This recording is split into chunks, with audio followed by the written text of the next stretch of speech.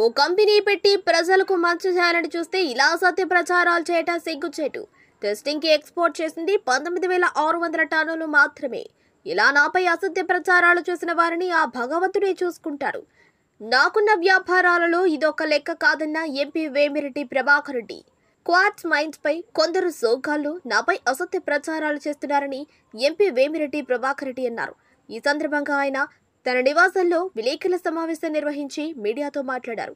Quartz లో నేను చేసిన ఎక్స్పోర్ట్ 19,600 టన్నులు మాత్రమేనని, అందులో ఎంత అవినీతి జరుగుతుందో సోగ్గాడు చెప్పాలని అన్నారు. నెల్లూరు జిల్లాలో ఓ కంపెనీ పెట్టి ప్రజలకు మంచి చేయాలనుకున్నారని, ఈ అసత్య ప్రచారాలు చేసినందుకు గాను కంపెనీని పెట్టే ఆలోచనను విరమించుకుంటున్నారని ఆయన తెలిపారు. ఎవరైనా కంపెనీ పెట్టదలుచుకుంటే అన్ని విధాలా వారికి సహకరిస్తారని సూచించారు. ఇక నుండి తనపై అసత్య ప్రచారాలు చేస్తే సహించేది లేదని స్పష్టం చేశారు. నాకున్న వ్యాపారాలలో 19,600 ఏ పక్కకు వస్తుందని అన్నారు. ఇకపై ఈ వ్యాపారం నేను చేయనని ఆయన స్పష్టం చేశారు. అయినా నాపై మరలా విమర్శలు కురిపిస్తారని, దానిని నేను పట్టించుకోనని, దేవుడే వాళ్ళకి తగిన బుద్ధి చెప్తాడని అన్నారు. ఈరోజు మీ అందరినీ పిలిపించింది, ఈ మధ్యకాలంలో మీరందరూ కూడా క్వార్ట్జ్ గురించి ప్రింట్ మీడియా, ఎలక్ట్రానిక్ మీడియా విపరీతంగా దాని గురించి రాస్తూ ఉండారు, మాట్లాడుతూ ఉండారు, రకరకాల మాటలు. సో దాన్ని ఈరోజు ఇప్పుడు వరకు నేను ఒక మంచి పని చేస్తున్నాను, ఒక ఫ్యాక్టరీ పెట్టాలనే ఉద్దేశంతో ఈ క్వార్ట్జ్ది మన గవర్నమెంట్ రాగానే కూటమి ప్రభుత్వం ఒక ఫ్యాక్టరీ పెడతాం నెల్లూరు జిల్లాలో. మనము దాదాపు ఒక 1000 మందికి ఉపాధి కల్పించగలుగుతాం. దాదాపు ఒక 400 కోట్లు పెట్టుబడి. దానికి చాలా హోంవర్క్ కూడా చేశా. చైనాకు పంపడం, దాని ఫ్యాక్టరీ గురించి డీటెయిల్డ్గా అన్నీ తెచ్చుకోవడం, ఇక్కడ ల్యాండ్ ఉంటే ఆ ల్యాండ్లో పెట్టాలనే ఉద్దేశంతో పైన ప్రభుత్వం పెద్దలను కూడా అడగడం. వాళ్ళు నాకు చెప్పింది ఒకటే, కూటమి ప్రభుత్వం, ముఖ్యమంత్రి కానీ లోకేష్ బాబు కానీ కూటమి ప్రభుత్వం ఇల్లీగల్ మైనింగ్ కానీ ఇటువంటి ఏది కూడా చేయకూడదు. ఫ్యాక్టరీ పెడితే మంచిదే. ఎందుకంటే ఈ క్వార్ట్జ్ మనది చైనాకు పంపిస్తున్నాం. చైనాలో దాన్ని ఏం చేస్తున్నారంటే హై ప్యూరిటీ క్వార్ట్జ్ శాండ్ తయారు చేసి సోలార్ ప్యానెల్స్కి, క్రూజిబుల్స్ తయారు చేసేదానికి వాడుతున్నారు. అదేదో మనం ఇక్కడనే పెడితే, మనం ఇక్కడ ఆ ఫ్యాక్టరీ కూడా ఇప్పుడు ఎక్కడ లేదు. ఇంకా రా మెటీరియల్ వచ్చి మనకి సైదాపురం ఆర్ ఈ పొదలకూరు ఏరియాలో రా మెటీరియల్ దొరుకుతుంది.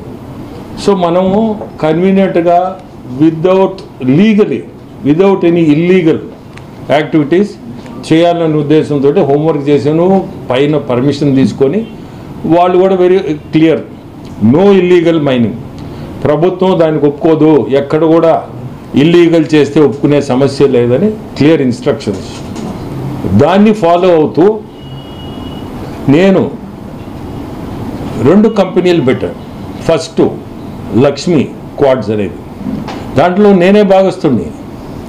నేను ఇంకోరు వేరే కలిసి, ఎందుకంటే ఈ నోహౌ ఇవన్నీ తీసుకురావాలంటే చైనా నుంచి పెద్ద పని ఇది.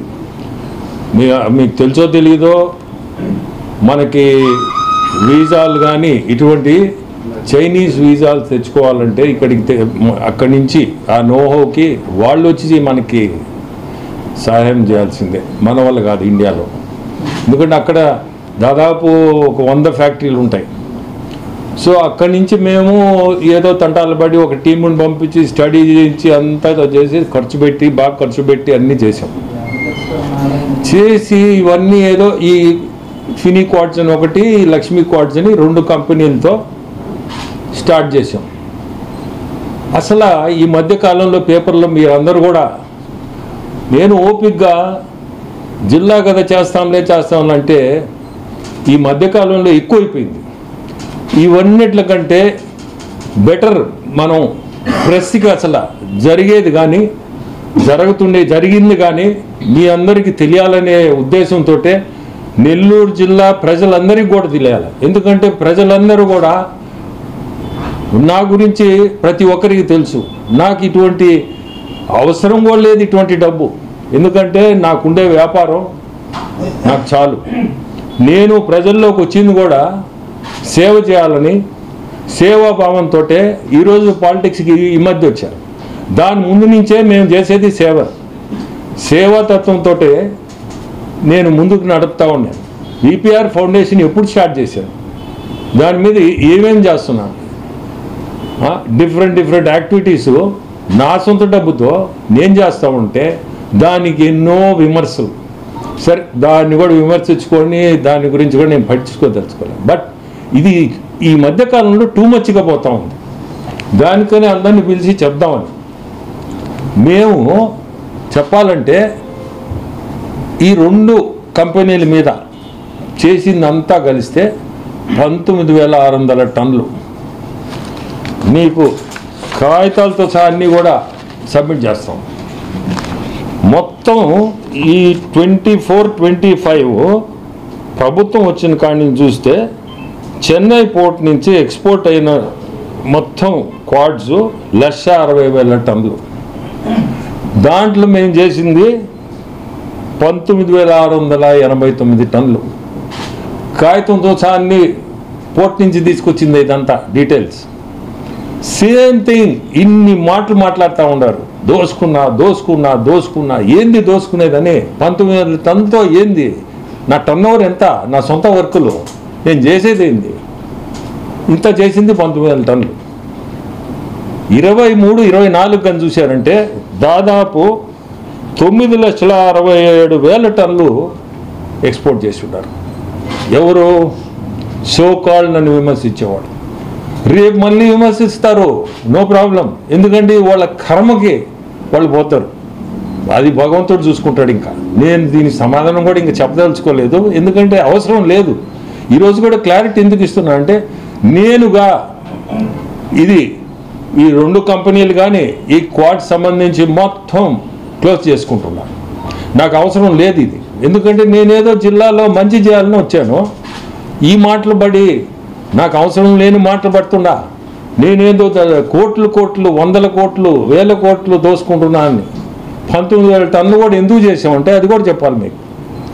ఇది ఎక్స్పోర్ట్ పంపించి ఆ రాయితో వాళ్ళు అక్కడ తయారు చేసిన సేమ్ ఈ క్వాడ్ శాండ్, ఈ శాండ్ అక్కడ క్రూజిబుల్స్ తయారు చేసేదాన్ని. క్రూజిబుల్స్లో ఇన్నర్ లేయర్ ఉంటుంది, అవుటర్ లేయర్ ఉంటుంది, మిడిల్ లేయర్ ఉంటుంది.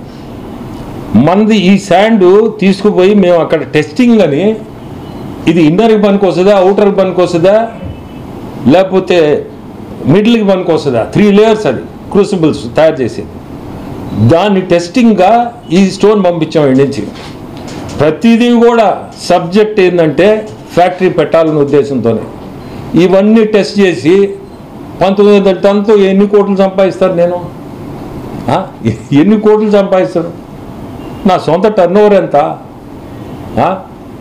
అసలు ఏదన్నా ఇంత చూస్తే ఏంది?